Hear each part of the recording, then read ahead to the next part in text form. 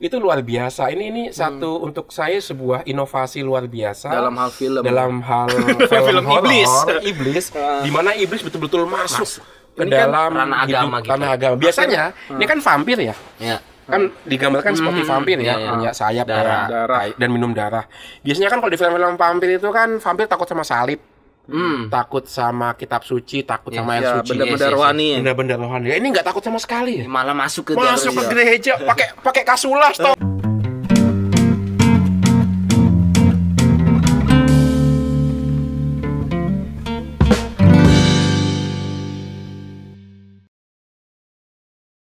Halo sahabat-sahabat seperjalanan. Kembali lagi di podcast Sahabat Seperjalanan, podcastnya para imam dan frater Projo Jakarta. Yeay. Ya, another days, another episode, kita kembali lagi di sini bersama saya frater Panca dan saya Frater Putra. seharusnya mereka udah kenal ya Karena kita mengisi episode pertama. episode pertama. Dan Ini the one and only guru kebijaksanaan. Guru kita yang setiap bulan selalu mengisi ya. Iya. Mengisi dengan apa? Edukasi tentang ajaran. Biasanya ajaran-ajaran yang sulit untuk disampaikan ya. Tapi bisa disampaikan dengan mudah. Oke, ini dia Romo Carolus Prutanto atau Romo UU. Yeay. Sampai jumpa. Belum dong. Oke. Kalau udah ada Frater Putra dan Romo Ut, pasti kita ngomongin yang horor-horor nih. Kenapa? Oh, iya. Kenapa bisa begitu? Karena tampaknya kesulitan deh. Lihat aja. Romo di episode pertama, Oh gitu. Putra itu ternyata punya bakat indigo ternyata dia. Wow. Dia Oh ya? bisa berkomunikasi ya dengan Sama tembok. Iya. Putra memang punya bakat ya. Dia juga bisa menyambungkan komputer-komputer sehingga terhubung dengan internet. Oh IndiHome. begitu. IndiHome. Oh, IndiHome. Bukan Indigo dong itu. Oke, jokes. Kacau ini foto-foto saya ini. Ayo, kita mau bahas apa Frater Panca? Perlu dieksorsis. Ya, baik. Wah, tadi udah ada kata kuncinya. Tapi bukan itu. Bukan itu. bukan. Kita sekarang akan membahas ini, Romo. Ya. Kita kayak episode sebelumnya kan pernah bahas film ya. Film. Oh iya, pas Ramo Anton baru. Iya, Squid Game. Squid Game. Karena Menarik itu. lumayan menarik ya kalau membahas film ya. Iya. Tapi bukan dari segi sinematografinya ya. Tentu kita nggak paham ya hal-hal itu ya. Iya. Tapi lebih gimana kan film itu kan cerita kan ya. Iya, Kita bisa melihat sesuatu di balik cerita itu kan. pasti. Dan kesempatan ini kita akan bahas film apa? Frater Putra? Bukan film ya, series juga ya. Series di Netflix. Judulnya Midnight Mass. Midnight Mass. Ini film lumayan terkenal atau? Lumayan Oh, ya. ini Sempat naik daun ya, Mo ya. Ini naik daun ini. Dan di Netflix sendiri dikatakan ini film horor terbaik ya. Dalam periode itu ya, Romo? Dalam periode itu dan mendapatkan rating cukup tinggi sebagai film horor seri ya. Film horor series Yang terbaik. secara konsisten mendapatkan jumlah penonton cukup banyak. Karena Ratingnya lumayan tinggi itu ya. lumayan tinggi setiap episode. Karena tidak mudah sebuah film seri horor itu mendapatkan tidak saja penonton banyak tapi review yang bagus ya. Biasanya kan film horor itu banyak penonton tapi reviewnya sedikit. Nah, ini enggak dua-duanya dapat. Maka Berarti ini bukan hanya kuantitas tapi juga kualitas. Diminta tes sudah ini ya. Oke. Dan ya buat teman-teman juga yang belum nonton ya nonton juga dulu nggak apa-apa ya. Dikit-dikit. Midnight Mass. Tapi kalau belum nonton pun nggak apa-apa lah. Kita nggak nggak terlalu detail fokus ke filmnya ya. Siapa, Pesannya tapi lebih kepada kita melihat ceritanya dan apa yang bisa kita pelajari. Yes. Betul itu. Begitu. Iya. Midnight Mass. Midnight Mass. Saya perlu cerita dulu atau? Nanti. Nanti. Kita ini dulu. Sabar dulu. Tentang setan. Sebelum kita lihat film Midnight Mass, kita lihat secara umum dulu film-film. Nah, Midnight Mass ini kan tentang iblis ya, Romo ya. Dan kurang lebih seperti iblis dan gereja. Ya. Gereja Katolik. Bahkan apa ya? Unsur-unsur gereja Katoliknya sangat kental ya, Romo. Terlihat jelas misi dinar, utamanya Romo, Ekaristi, ada Koster, Itu chapter-chapternya aja judulnya pakai chapter kitab suci kan? Kejadian, Mazmur. Nah, ini nanti penonton pada penasaran lagi. Silakan ya. Boleh tonton dulu. Kita bukan promosi, kita juga nggak dibayar sama Netflix ya. Tapi ya, Ayo mau endorse Netflix. silakan nonton. Kalau nggak punya Netflix, silakan nonton di Anda tahu lah. Iya, Kamu jadi senang sekali. ya memang film-film yang bertema iblis dan gereja ini bukan sekali ya, Romo ya. Iya. Maksudnya bukan hanya ini aja, tapi banyak ya. Iya. Bahkan ya bisa dibilang cukup laku ya. Iya. Seperti ide laten lah, seperti kayak misalnya film-film kayak Emily Rose tentang Exorcist. Itu kan cukup terkenal tuh. Vatican Tapes. Terus juga ada yang baru-baru The Unholy. Iya. Ada juga The Read. Iya. Kalau Korea ada apa? The Guest kan? The Guest iya. Terus ada satu lagi apa? Korea? Apa? Very Priest bukan ya? The Priest. The Priest. Iya, The Priest ya. Yang setan-setan juga kan? Pokoknya tapi bukan hanya setan, tapi ada gerejanya gitu loh. Iya. Dan secara khusus gereja Katolik sih. Iya. Iya. Kalau di Indonesia ada apa? Lampor ya.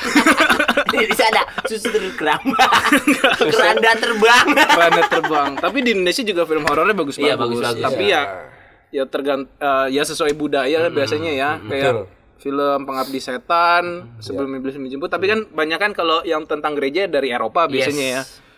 Dan iya The Unholy. Nah, Romo, ini kan cukup terkenal ya. Nah, apakah film-film dan iblis-iblis ini ada kaitannya gitu, Romo? Apakah memang dalam sejarahnya iblis dan penggambaran iblis gitu ya, dan film ini saling berkaitan gitu, Romo? Iya. Sebenarnya seperti yang dikatakan Frater Putra tadi ya, soal apa sih? Kamu ngomong apa sih tadi? Saya dari tadi jokes aja. Kamu belum ngomong apa-apa ya? Belum ada poin sih. Belum ada poin ya? Iya. Baik, kalau begitu saya tarik kembali ucapan saya. Maaf. Iya. Jadi betul yang dikatakan Frater Panca. Bukan Putra tapi Panca ya. Antara film, agama dan iblis itu ternyata ada kaitannya. Coba sekarang kalau kita pikirkan relasi film dulu dengan iblis dulu ya.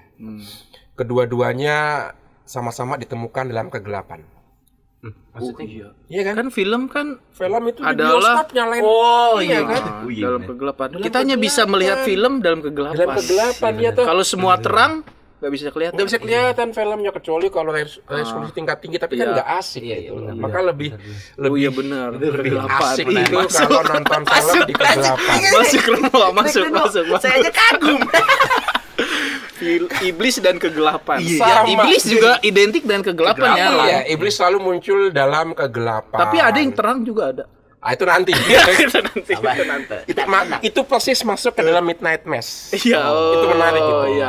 Tapi kita mulai level basic dulu ya. Film dan iblis itu sama-sama biasanya diidentikan dengan kegelapan.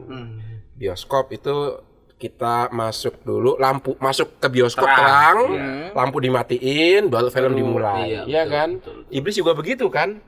Iblis itu adalah disebut makhluk kegelapan. Dia muncul biasanya tuh malam hari, ya kan? Kalau siang hari itu kerasukan. Bukan setannya, tapi dia masuk ke dalam badan manusia itu kalau siang. Tapi identik iblis itu kegelapan, seperti halnya film itu juga kita tonton di tengah kegelapan. Itu yang satu. Itu baru pertama itu. Kesamaan yang kedua. Iblis itu kan dari bahasa Arab sebenarnya. Jadi iblis itu dari iblis. Bukan. Salah. Iblis. Kacau juga.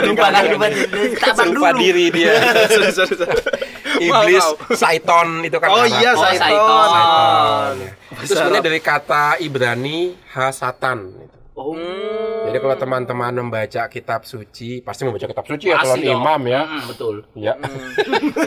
Maka saya langsung menguji Putra ya. Iya, Putra dulu Iya dong, kan membaca kitab suci. Contohnya disebutkan Satan di kitab apa? Itu yang Yesus dicobain di padang gurun. Wah, itu betul, tapi itu bukan setan, itu diabolos, itu bahasa Yunaninya langsung. Beda. Di Yeremia kayaknya. Memang kata Satan itu diterjemahkan dalam bahasa Yunani jadi diabolos. Maka betul yang dikatakan Putra, tetap saya benarkan. Belum lengkap aja. Belum lengkap aja ya Yesus digodai setan di padang gurun, tapi itu katanya diabolos. Ya. Beda arti itu berarti Romo. Sebenarnya agak berbeda. Kata Satan itu ada di kitab Ayub.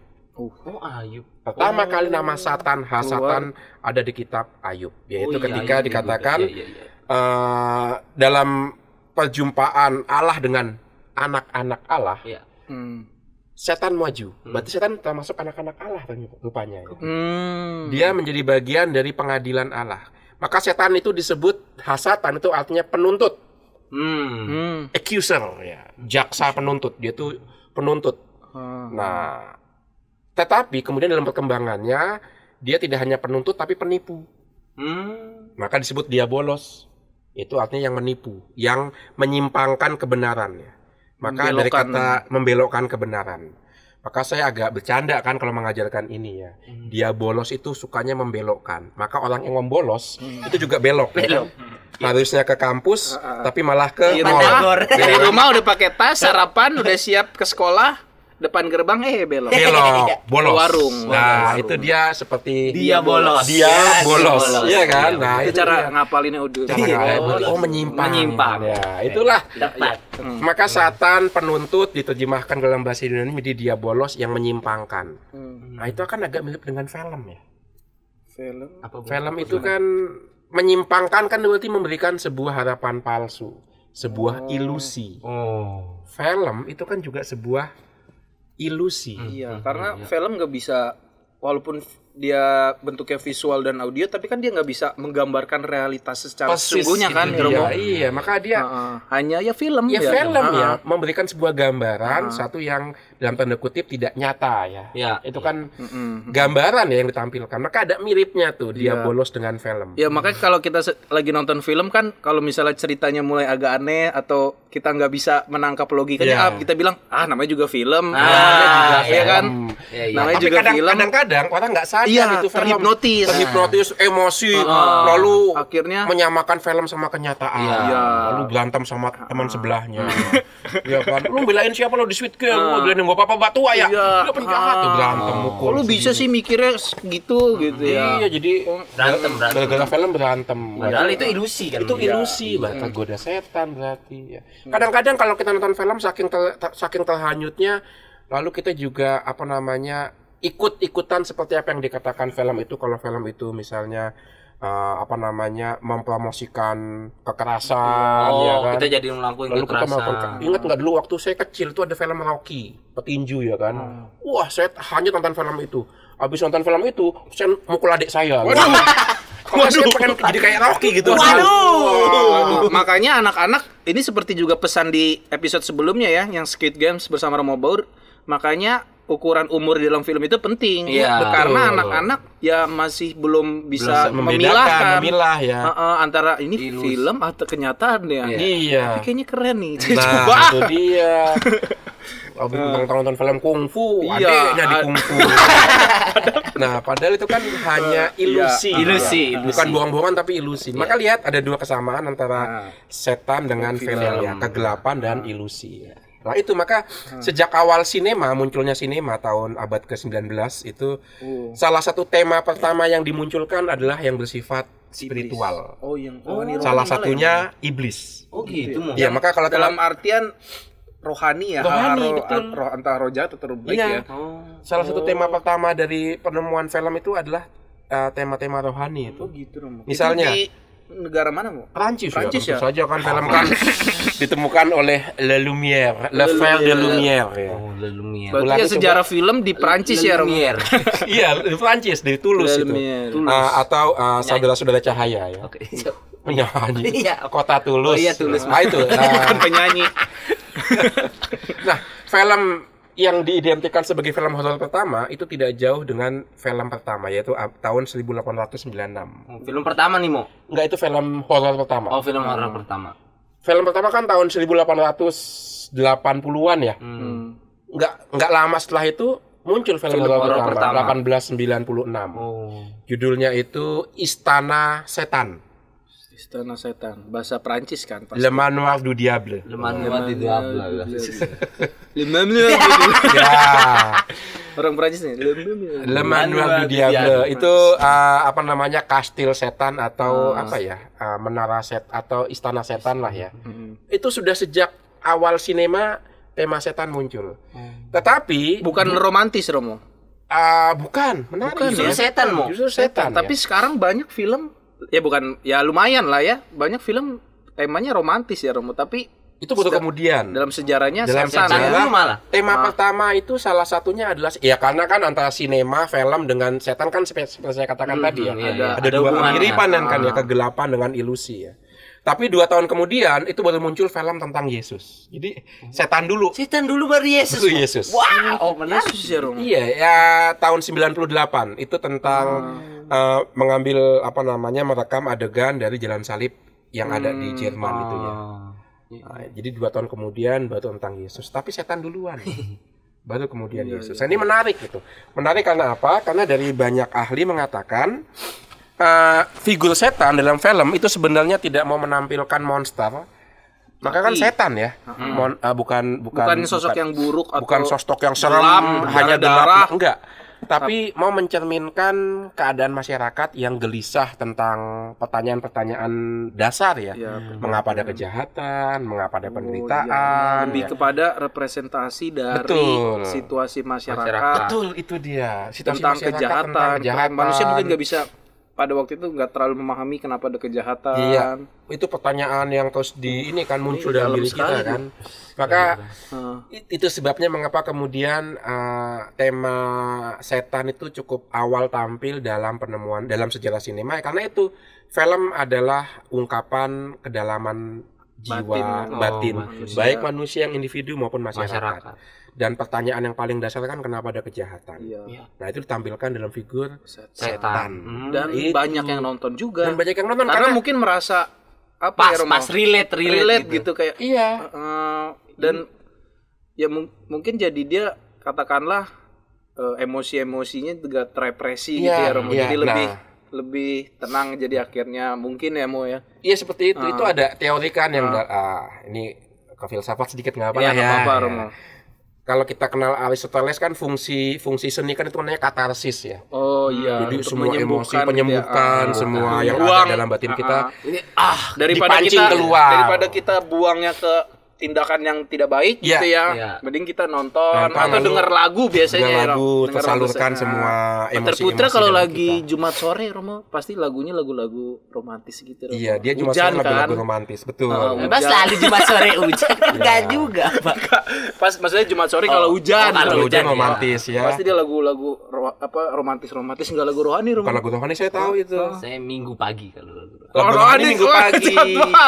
Jadi ada sebelum misa lagu rohani. Siap. Iya. Jadi Jumat malam itu lagu romantis, Minggu pagi lagu rohani, Minggu malam lagu metal. Ya kan? Besok Senin kuliah, marah dia. Langsung semangat. Iya, marah. Kenapa harus kuliah? Itu enggak, bukan ya? Iya, bukan. Nah itu. Jadi film setan mau menanggapi kegelisahan manusia. Jadi dengan nonton film itu diharapkan orang juga bisa tersalurkan kegelisahannya ya, walaupun pasti cuma sebentar ya. Dan film setan pertama itu ya cuma 3 menit kok ya, karena memang tidak mudah di zamannya. Teknologinya belum secanggih sekarang kan. Sekarang siapa aja mungkin bisa bikin film. Kalau dikatakan sebagai rekaman video ya semua orang bisa. Pakai handphone masing-masing. Tapi zaman dulu kan kayaknya masih yang masuk ke dalam ini nggak sih yang kameranya terus kayak diputar terus kayak masuk ke dalam ini ya gitu kan. Nah, bayangkan seperti itu. Tapi intinya satu ya. Mengapa dalam sejarah sinema tema setan itu begitu cepat masuk dalam dalam pembuatan sebagai sebuah tema, pembuatan film setan? Ya karena itu ya. Dia mau merepresentasikan, mau menghadirkan kegelisahan pribadi maupun masyarakat pada umumnya tentang kejahatan, penderitaan, negatif lah ya, Romo. Emosi negatif. Ya. Dan maka tidak heran, misalnya ya, berdasarkan teori seperti itu, di tahun 60-an 70-an di Amerika itu film-filmnya juga film setannya itu dikaitkan dengan tema-tema tertentu dalam masyarakat. Misalnya kalau kita lihat film-film horor tahun 60-an 70-an di Amerika, itu ada beberapa film yang menonjol dan itu selalu dikaitkan dengan anak kecil. Anak kecil? Iya. Misalnya film yang cukup terkenal Chucky gitu ya, Romo. Itu modern itu. Itu tahun 80-an sudah. Tapi film-film yang klasik dan selalu diputar ulang sampai sekarang. Misalnya Rosemary Baby. Udah pernah nonton?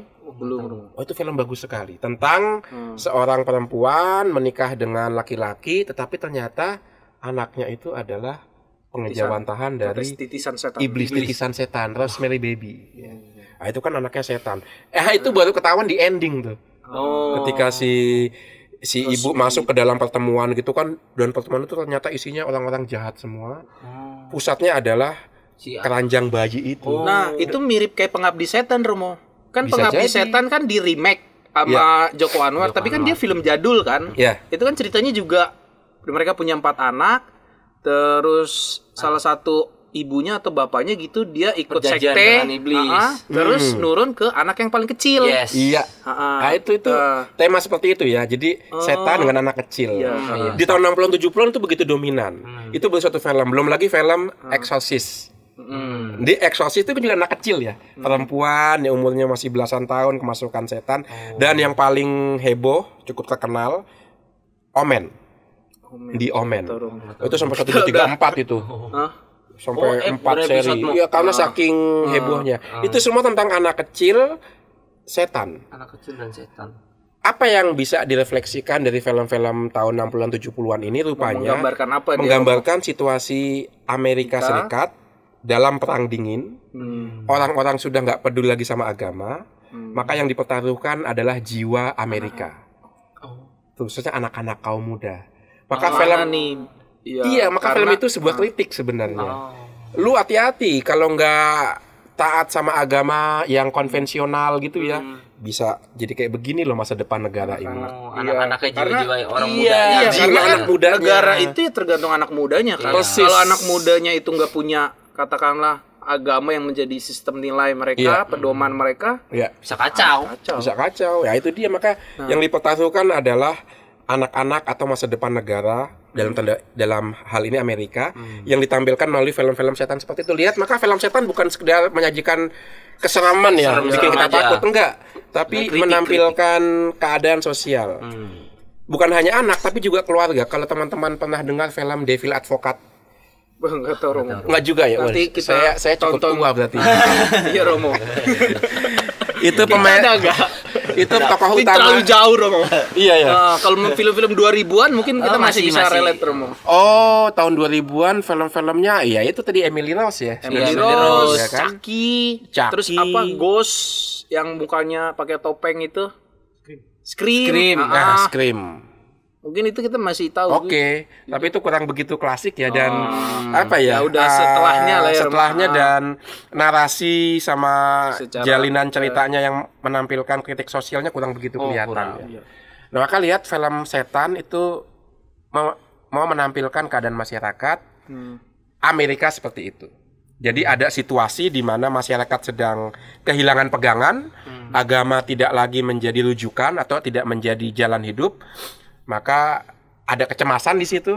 Bagaimana dengan nasib anak-anak muda, dan kecemasan itu ditampilkan dalam bentuk film itu ya. Begini loh kalau anak muda nggak dididik bisa kena pengaruh jahat yang ditampilkan dalam bentuk setan. Mungkin film itu menggambarkan setan secara harfiah, tapi secara harfiah. Tapi pada itu mau menampilkan kegelisahan kan tentang anak muda. Gimana nih kalau anak muda udah nggak suka lagi sama agama, malas datang ke gereja, ya itu direpresentasikan dengan film-film setan tadi ya. Iya, makanya menarik, Romo, ketika film itu bisa mempresentasikan keadaan zamannya. Betul. Pasti itu jadi film yang naik. Kayak kalau kita ingat film yang menang Oscar dari Korea, Parasite. Itu kan menggambarkan dengan jelas tentang hidup Korea Selatan kan. Apa jurang kemiskinan itu kan. Jadi dalam sekali itu ceritanya. Persis itu. Maka itu satu film Korea yang sutradaranya kan juga sutradara yang nggak menampilkan film drakor dengan artis yang di make up, enggak kan, tapi kan filmnya itu kan realistis semua ya. Parasite, lalu juga Okja. Iya, jadi menarik ya. Menarik itu. Mungkin nanti Frater Putra kalau mau jadi sutradara bisa. Atau sutradara muda yang mungkin menonton ini, yang ada berencana bikin film yang benar-benar berangkat dari kegelisahan masyarakat ya. Itu maksud saya. Jangan hanya ya nggak apa-apa juga ada film-film yang bertema-tema lain, tapi bagus juga ada film yang berangkat dari kegelisahan. Nah, kita jadi kebanyakan ngomong film. Ya, mau nggak mau. Tapi menarik Romo, menarik sekali. Menarik sekali. Nah, kita masuk ke Midnight Mass ini. Gimana nih Pak Frater Putra? Mungkin ceritain sedikit kali ya. Apa cerita dasarnya? Cerita dasar aja. Iya. Berarti ini spoiler dikit. Iya, nggak apa-apa. Jadi jangan terlalu detail ya karena spoiler alert ya. Spoiler. Jadi ceritanya itu berlatar di yang namanya Crockett Island ya. Waduh. Pulau Crockett. Enak gitu. Makanan. Crocketnya makanan dong, bukan dong. Crockett Island ini pulau terpencil. Jadi dia jauh dari daratan dan dia ke sana itu cuma bisa diakses dengan kapal ya. Kapal feri gitu kan. Nah, salah satu orang, jadi di sini penghuninya itu cuma sekitar 100-an gitu, nggak sampai 200 ya. Sama komunitas Mertoyudan aja lebih banyak. Iya, 300 kan. Cowok semua lagi. Iya, semua lagi ya. Nah, kemudian ada seorang tokoh namanya Riley. Riley ini tokoh pembuka di mana dia itu di awal itu dia menewaskan seorang gadis karena nabrak ya gara-gara mabuk dan akhirnya dipenjara. Setelah 4 tahun di penjara barulah dia pulang ke Crockett Island. Di rumahnya dia, tanah asalnya dia. Nah, dan di sana ya udah belum ada kekacauan apa-apa, belum ada. Nah, yang menjadi aneh itu ketika jadi kan di Crockett Island itu semuanya Katolik. Hampir Katolik kecuali satu orang ya. Si sheriff itu yang beragama Muslim bersama dengan anaknya. Nah, itu kan. Nah, di sana ada seorang monsinyur yang tinggal kan, namanya Monsinyur Pruitt ya. Monsinyur Pruitt itu tinggal di sana dan kemudian tapi suatu saat itu ketika ada seorang koster namanya Bev ingin menjemput Monsinyur Pruitt yang baru tiba dari daratan, loh, kok nggak ada? Adanya malah sosok Romo muda. Ganteng, tinggi, ganteng, keren. Kan lu belum. Oh iya belum ya. Masih jadi frater. Berarti Romo Ut ketika masih muda kan? Iya. Emang belum sekarang udah tua sekarang. Enggak lah, masih muda lah. Saya bawa bungkus kotak besar di kamar saya, kok. Waduh. Jangan dong. Ada coy. Lanjut. Oke, jadi udah itu namanya dia memperkenalkan diri sebagai Father Paul. Romo Paul. Ya kan? Nah, kemudian bingung dong. Wah, mana nih Monsinyur? Nah, tapi dia bilang, Monsinyur lagi sakit, saya diminta menggantikan. Kata Monsinyur itu kan lagi ini ya, ziarah dia rencananya. Dia lagi ziarah. Jadi warga Crockett itu tahu dia lagi ziarah ke Yerusalem kan. Berapa hari terus balik ternyata malah Romo muda. Itu. Dia bilang dia gantiin karena sakit. Nah, ya udah. Akhirnya ya udah Bev menerima aja karena percaya dong. Si Bev itu si kosternya tadi. Koster tadi percaya. Nah, lalu dia misa sama umat di sana misa. Nah, umatnya pada bingung karena biasanya kan Monsinyur Pruitt yang tua brewokan tapi ini Romo muda nih baru nih ganteng keren. Terus Riley-nya juga kaget dong. Wah, setelah dia pulang dari penjara ada Romo muda ternyata. Nah, gitu kan. Ya udah, nah dari sana belum ada keanehan apa-apa. Keanehan pertama itu muncul ketika Crockett Island itu dilanda badai ya. Dilanda badai dan semua penduduk terus pada nyanyi nih ya, badai pasti berlalu. Iya, oke. Ya, sorry saya mengganggu. Tadi lagi seru nih. Iya, saya buyar saya nih. Kira nyanyi. Baru episode 2 loh ini. Masih lama. Iya, masih lama ini kan. 7 episode. Sorry. Ini kan itu badai penduduk diminta masuk tapi si Riley itu melihat di luar itu ada sosok Monsinyur Pruitt. Coba. Padahal dia seharusnya nggak ada. Sakit kan katanya. Nah, jadi udah badai nih. Akhirnya dikejar tuh sama Riley, bukannya dia di mana, dia kejar sampai ke pantai. Di tengah badai itu. Di tengah badai sudah. Badai guntur kan gua hadapi. Makanya saya aja yang cerita ini. Iya kan? Udah terus akhirnya wah ternyata nggak ketemu. Nah besok paginya itu mulai ada hal aneh. Apa tuh? Di pantai yang dimana Riley mengejar Monsignor Pruitt, tiba-tiba banyak mayat kucing. Bangkai kucing. Mayat manusia. Iya, mayat manusia. Bangkai kucing yang lehernya itu digigit. Ada bekas 2 lubang taring gitu ya. Oh itu baru semenjak di titik itulah mulai banyak keanehan-keanehan lain. Oke. Dan keanehan-keanehan silahkan ditulis. Iya. Sebenarnya Midnight Mass ini sempat salah satu adegannya ya, sempat beredar di WhatsApp group. Yes. Ketika ditampilkan Romo. Oh enggak, awal juga. Loh saya aja dapat WhatsApp dari ibu saya kok. Di TikTok juga banyak. Di TikTok juga banyak dengan mengatakan begini, mukjizat Ekaristi. Ini mukjizat Ekaristi ya, puji Tuhan gitu kan. Jadi ada adegan film. Romo Paul itu ngasih komuni ke anak yang lumpuh di kursi roda kan. Biasanya kan Romo Paul itu kan ngasih ke langsung. Dia kayak gini doang ya. Dia cuma begini. Terus anaknya berdiri. Mau berdiri tapi ragu-ragu kan pas mau dijalankan kursi rodanya naik tangga kan nggak bisa kursi roda naik tangga. Lalu si anak yang cacat itu pelan-pelan berdiri bisa jalan. Lalu dianggap ini kayak mukjizat betulan. Betul. Pada belum nonton film Midnight Mass itu. Nah itu jadi salah satu adegan anehnya kan itu ya. Romo salah satu keanehan itu bisa membuat si anak yang lumpuh ini bisa berjalan. Maka pertanyaannya dari mana kekuatan itu? Iya. Itu dia. Dia seakan-akan datang membawa semangat baru, membawa semangat tapi baru. Sebenarnya banyak keanehan, seperti badai nggak keanehan, itu badai alam itu. Itu banyak kucing. Terus ada juga yang waktu pengakuan dosa. Ini sebenarnya salah satu momen lagi ya, yang pas Romo itu ngaku dosa ya Romo ya. Episode ketiga. Iya itu. Karena ngaku dosa dengan dirinya sendiri. Dengan dirinya sendiri. Gimana tuh caranya? Dia menceritakan bagaimana ternyata. Coba kalau divisualisasikan gimana Father Putra? Ngaku dosa dengan diri sendiri. Jangan dong, nanti dosanya saya tahu. Pokoknya dia ngomong sendiri lah ya. Dia ngomong sendiri flashback soal pergulatan dia. Iya. Gitu. Betul. Dan ternyata memang usutnya usut ya Romo Paul ini ya Monsignor Pruitt itu ya. Spoiler ya. Dia berubah jadi muda lagi ya Romo. Dia menjadi mudah lagi karena berjumpa dengan yang disebut malaikat Tuhan. Padahal adalah syaitan. Malaikat setan. Apa? Dia bolos.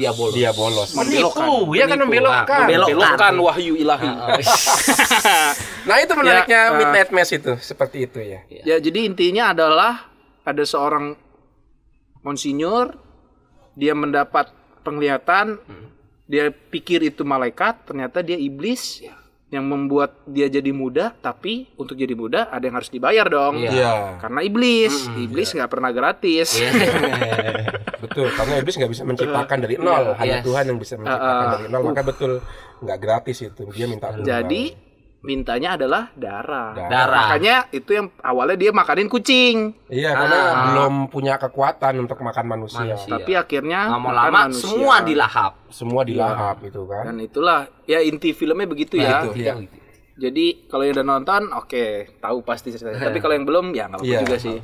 Betul. Makanya inti filmnya betul seperti yang dikatakan Father Putra dan Father Panca. Betul kan tadi udah. Saya baru nonton 1 episode loh. Tapi saya langsung tahu. Ketahuan nih. Sebelumnya kan Anda saya briefing.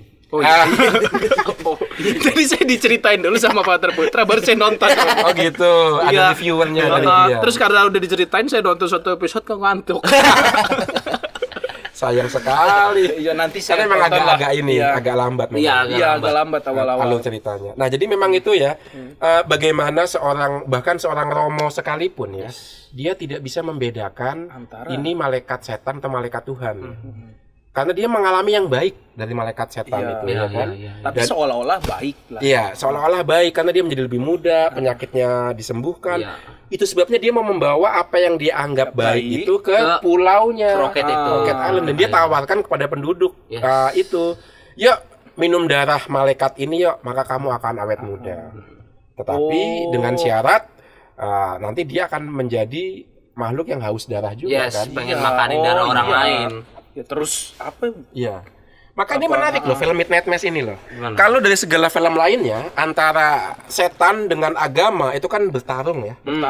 Bukan setan yang menelusur ke dalam agamanya ya. Biasanya jadi kita tahu nih protagonisnya pastor, musuhnya setan. iblis yang sedang kerasukan gitu misalnya, atau sedang apa.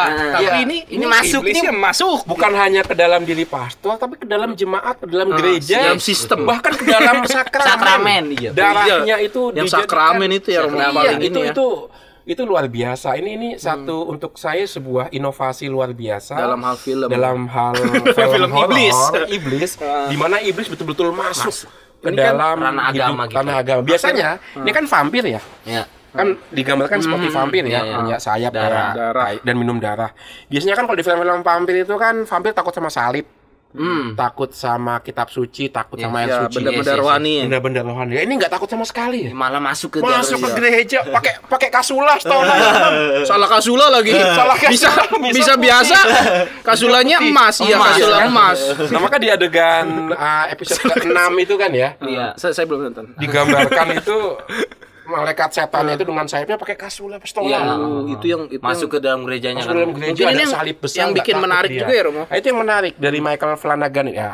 Sutradaranya Michael Flanagan, mantan putra altar ya. Dia tahu lah detail-detail. Makanya filmnya juga detail ya, Romo. Misalnya kayak salah jubah itu berangkat dari detail. Kalau misalnya dia bukan dari latar belakang Katolik, nggak tahu pasti hal-hal detail-detail itu nggak akan ya kayak apa lonceng kan ada diobrolin juga lonceng tahun liturgi juga ya kan masa Paskah bacaannya apa lagu pembuka apa sangat Katolik dan sangat kalau saya pribadi nonton ya Romo episode 1 kan masih belum banyak horornya ya sejak saya nonton ya maksudnya itu saya tuh sebagai orang Katolik relate gitu karena banyak detail-detail itu Romo kayak obrolannya tentang ya itu dia jadi misdinar, lonceng, Monsinyur lupa, dia konsekrasi 3 kali, jadi lonceng jadi capek, terus kayak misa ada organis, lagu-lagunya apa pembuka, jadi lagu kelihatan banget sutradaranya emang Katolik banget, Michael Flanagan tuh sangat Katolik dia. Dan sebelum film ini ya, dia sudah membuat 2 film horor lainnya di Netflix. Tapi memang kekasan dia adalah bukan film horor yang menakutkan, tapi selalu ada pesan ya. Film horor pertama untuk seri Netflix yang dia buat itu kan judulnya itu Haunting Hill ya, Hill House Haunting. Itu tentang sejarah keluarga. Lalu yang kedua itu Bly Manor, itu juga tentang roman. Yang terakhir ini tentang agama dan gereja dan setan. Maka menarik di sini pesannya adalah kalau saya melihat di sini kita diundang untuk menjadi rendah hati. Jangan mentang-mentang kita sudah beragama, lalu sudah tahu apa itu berdoa, lalu bisa membedakan mana iblis, mana seolah bisa membedakan mana suara Tuhan, mana suara setan. Tidak semudah itu, Ferguson. Tidak semudah itu ya. Yesus saja itu digodai loh di padang gurun loh. Dan itu godaannya berat sekali. Luar biasa. Kalau direnung-renungkan susah loh. Susah sekali. Puasa 40 hari. Ditawarin roti. Enggak, masalahnya yang digoda itu egonya Yesus kan, Romo. Persis itu dia. Seperti waktu mau suruh ubah roti jadi ubah batu jadi roti. Itu kan egonya Yesus itu yang dimainin. Bukan hanya ego pribadi ya, tetapi kalau dia bisa mengubah batu jadi roti, dia bisa ngasih makan orang miskin. Seolah-olah dengan cara seperti dia itu gitu ya. Banyak orang bisa ditolong. Itu kan lebih berat lagi ya. Kalau hanya saya bisa nahan lapar saya sendiri. Tapi kalau saya melihat orang lain kelaparan, kenapa nggak saya ubah aja semua batu jadi roti? Padahal kan dia kelaparan hilang. Padahal dia sedang dalam masa untuk melatih diri gitu ya, padahal ya.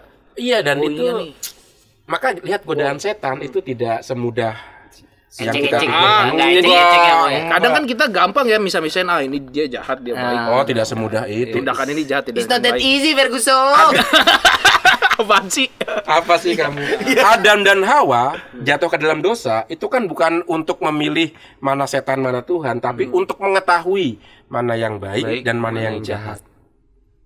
Tapi ketika dia berani memilih, ternyata pilihannya sudah jatuh ke dalam kejahatan. Jadi memang kita tidak pernah bisa selamanya dan seutuhnya menguasai mana yang baik, mana yang jahat. Kita selalu ada di dalam 2 tegangan itu ya. Dan tidak selalu mudah membedakannya. Contohnya tadi ya, Yesus kalau mengubah semua batu jadi roti, selesai masalah Palestina, selesai masalah orang Israel. kelaparan hilang, kemiskinan selesai. Tapi Yesus tidak memilih jalan itu. Tujuannya itu dia ke sini. Tuhan, ya kan? Orang lapar bukan hanya lapar perut, tapi juga lapar akan makna, lapar akan firman, ya itu. Tidak semudah itu ya membedakan. Tidak semudah itu. Ferguson lagi. Enggak. Ferguson mulu. Nah, itu masalah midnight. Padahal udah pensiun ya Ferguson itu. Pelatih bola. Yes, ada hubungannya loh Ferguson dengan Red Devil, ya kan? Oh iya. Nemu aja sih.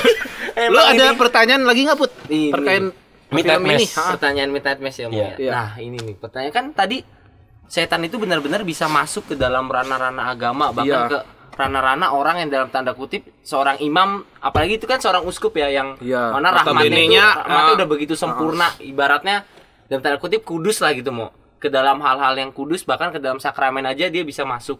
Nah ini yang jadi pertanyaan nih, mau gimana posisi Allah yang ya udah kita nih udah berusaha mau jadi kudus, kita udah berusaha rajin berdoa, gerak-gerak kita udah menuju ke arah kekudusan, tapi kok Allah yang katanya bisa maha kuasa, maha besar itu kok ibarat juga kalah, Romo, membiarkan, dan itu dalam tanda kutip kalah ya. Kalah ya, dalam tanda kutip kalah, bahwa kita akhirnya bisa jatuh ke dalam dosa, bisa jatuh ke dalam kejahatan. Nah, di mana kita bisa memandang posisi Allah dari kejahatan itu, Romo? Iya. Kalau nonton film sampai akhir, apakah betul-betul kalah? Oh enggak. Kan enggak kan? Enggak betul kalah kan? Karena kemudian satu penduduk itu pada ngumpul, ya kan? Pada rukun memuji Allah. Sebelum wafat kan memuji Allah, sebelum matahari terbit mereka menyanyikan lagu pujian kepada Allah. Berarti meninggal itu bukan berarti kalah ya, Romo? Bukan berarti kalah, bahkan mereka lebih dekat dengan Allah kan? Di saat ending menyanyikan lagu apa? Nearer God to Thee ya. Jadi merasa lebih dekat dengan Tuhan justru di saat ketika orang melihat dia kalah. Di saat paling terpuruk ternyata ada mukjizat itu. Mukjizatnya bukan mereka sembuh atau mereka tidak mati, enggak. Mukjizatnya adalah hati mereka damai, memuji-muji Allah dan seterusnya. Bahkan yang syarif yang muslim itu kan juga sholat ya. Iya, sholat. Oh iya, ada sholat ya. Di sebelum matahari terbit sholat ya. Itu bagus sekali itu adegan itu ya. Sementara si Bev yang merasa diri yang paling benar tidak ikut memuji Allah, dia malah mau menyembunyikan kepalanya di pasir. Ketakutan dia. Nah itu, maka betulkah kalah? Saya rasa tidak. Dan juga ada dua anak yang selamat karena naik perahu keluar dari pulau itu kan. Maka itu anaknya ini ya? Adiknya sini bukan? Adiknya Riley sama yang lumpuh. Yang lumpuh itu. Oh, dia selamat. Maka udah tahu dong. Ya gitu. Maka lihat cara Tuhan itu tidak langsung memukul si setannya. Cara Tuhan adalah dengan kalahnya bukan kalah kontradiksi yang satu kalah satu menang. Jadi kalau setan itu masuknya halus, Tuhan lebih halus lagi. Karena hati yang damai. Lewat hati itu loh dia. Karena memang Tuhan tidak mau mendirikan kerajaan fisik ya. Dan itu kan yang paling mudah kita lihat. Wah, fisiknya kalah ya kan. Dia sakit. Wah, dia mati. Wah, dia gagal di bisnis. Semua dilihat dari segi fisik. Tapi Allah tidak mau membangun kerajaan fisik, dia mau membangun kerajaan hati. Dalam sekali. Itu yang terjadi dalam film ya, Midnight Mass itu ya. Maka dan itu sudah tampil dari tokoh utamanya si Riley itu kan ya. Dia jadi vampir tapi dia nggak mau mengisi darah. Dia menahan pengen gigit, padahal dia ateis ya sudah. Dia ateis tapi dia dalam artian kan dia di penjara, dia mungkin udah dalam hidupnya akhirnya dia kayaknya Allah udah enggak. Iya, tapi yang menarik walaupun dia ateis tapi dia percaya setelah kematian ada sesuatu. Yang dia berbincang dengan ceweknya itu. Iya kan, dia ngomong dengan ceweknya kan, sharing tentang kehidupan abadi. Nah itu. Jadi pertanyaannya tentang mengapa Tuhan membiarkan. Ini Tuhan tidak membiarkan kok. Tuhan akan memakai sejarah hidup kita untuk tujuannya. Dan kita tidak tahu bagaimana itu. Nah, itu cara Tuhan seperti itu ya. Selalu bekerja sama dengan kita. Dan film itu menunjukkan, film Midnight Mass itu menunjukkan siapa yang kalah, siapa yang menang. Nanti endingnya kelihatan kan? Itu. Bahkan yang kelihatannya iblis menang dengan berhasil menguasai kota itu pada akhirnya kalah ya, Romo. Iya kan, semua rumah kebakar. Api itu kan simbol pemurnian sebenarnya. Jadi pulau itu semuanya dimurnikan tuh. Dengan api itu kan, dan si iblis itu terbang dengan sayap yang sudah terkoyak-koyak. Maka pertanyaannya, iblis itu sampai ke New York nggak ya, pulau terdekat? Oh enggak bakal. Dia akan jatuh. Matahari terbit dia belum sampai New York pasti. Ya Yesus disalib kan bukan berarti kalah. Ya persis itu dia. Masuk. Ngapain dua foto saya ini? Begitu Putra ya. Iya Romo ya. Ya. Romo udah lumayan panjang nih. Iya, jam tayang kita sudah mendekati limitnya. Maaf kalau mau lebih panjang lagi subscribe dulu. Subscribe dulu. Oke. Masuk.